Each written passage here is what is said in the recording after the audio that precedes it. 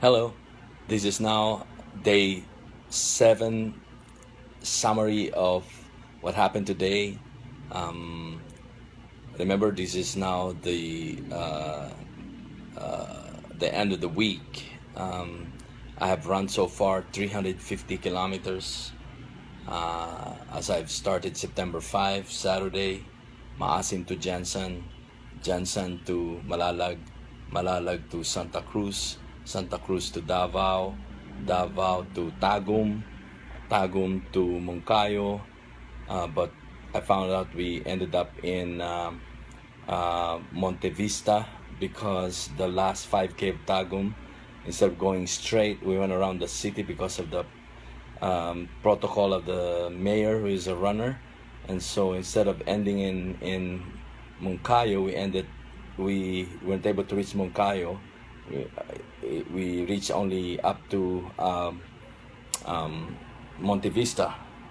So, but nevertheless, we went on from there today, which is day 7, and so we reach the first barangay of Bunawan, and so we're glad about that.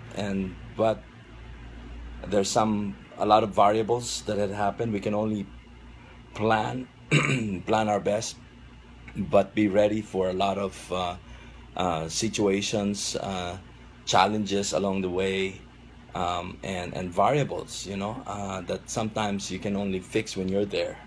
And so I mean, life is like that. And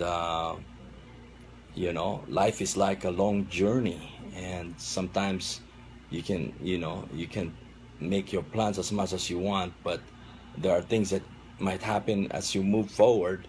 But the goal is for you to navigate through issues in life without giving up, without getting discouraged. And you may face setbacks, but you move forward anyway. And so that's what life is. Just a short verse here that I was reviewing a while ago, Proverbs 24 verse 16 in ESV, is talking about the righteous man may fall 7 times, but he would rise again. But the wicked man, he stumbles in times of calamity. And so I say, keep moving no matter what. As you go through this life, there will be a lot of pains and setbacks and obstacles and situations that you might not be able to preempt, but nevertheless you move forward anyway. And so that's what I learned on the 7th day of running. I had some things that I've never expected, like having a sprain, and not the sprain, but maybe because of too much pounding or something like that. But it's as I've said, it's manageable and nothing to worry about. I'm right now in my room and raising my leg to lessen the swollenness, and I'm expecting by tomorrow it will subside, and I'll have my entire day of rest tomorrow. Anyway, talking about day of rest, tomorrow is September 13, and it's Sunday, it's rest day. And today I've met the pastor of Bunawan. He's connected to OB, Operation Blessings. Operation Blessings, by the way, they have been coordinating with us and helping us in some of the areas, and I really thank Miss Nympha Petel, the wife of Arnold, the one who's part of my crew, who is actually in charge of if not the regional OB here in Mindanao. And so I really appreciate her for allowing the transportation to be made available for this trip, including her husband Arnold.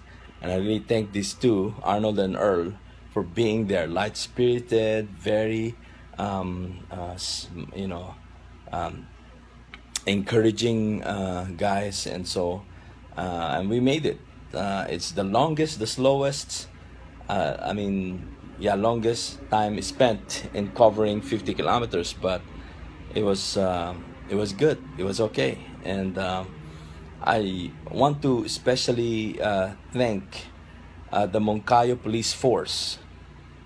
I mean, of all, I mean, police everywhere are, I mean, you can always, I mean, they're out there ready. They've been laying down their lives for the people. And but I want to give special thanks to the Moncayo Police Force for keeping us secured the entire Montevista, uh, up to at least the border of Moncayo, and apparently from Monte Vista up to the border of Moncayo towards uh, um, Bunawan, is the most dangerous part of Maharlika Highway in Mindanao. And so they've really secured us. They in a way saw them, you know got out of the van and get themselves ready when we immediately paused for a while for strategic reasons. And I was talking with my crew, and immediately they got out of the van and with their guns with them. And when they couldn't wait for us anymore, one of the guys approached us and says, "Sir, please go down. You can talk more down at the bottom of this slope in Rizal, Barangay Rizal, not here." A military officer was ambushed here. So immediately we left the place and we went down to Barangay Rizal. So I really appreciate them, especially SPO2 Alejandro Ilioreg. Apparently his mother and brother are all ultra marathon runners. His mom, who is a 61-year-old, is an ultra marathon runner as well. They weren't able to join me because they had a race. They're having a race right now. So, and the entire team of SPO2 Alejandro Elioreg, SPO2 Randy Neri, PO2 Jonel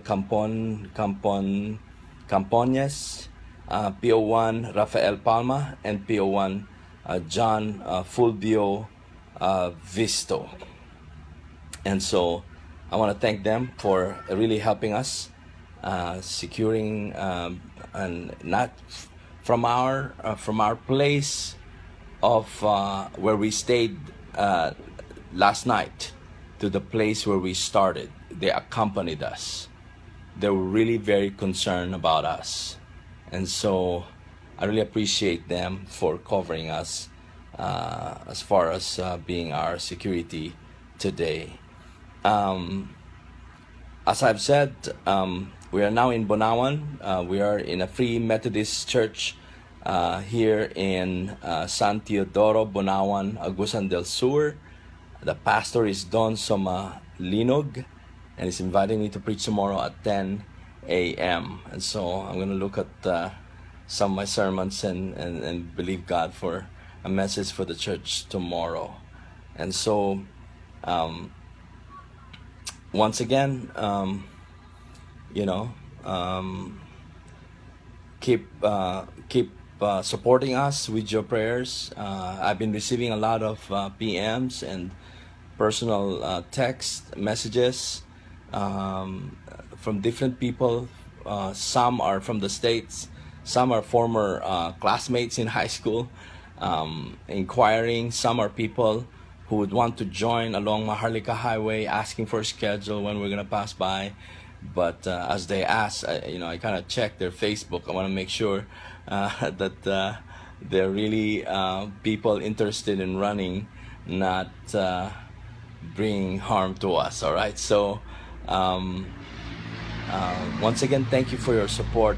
Thank you for believing in us and believing in the next generation. And should you decide to help, 1,000 pesos per kilometer. This will take us around 2,180 kilometers from Sarangani to Apari. So If you want to donate 1,000 pesos per kilometer, please do so. Visit igivetolife.com.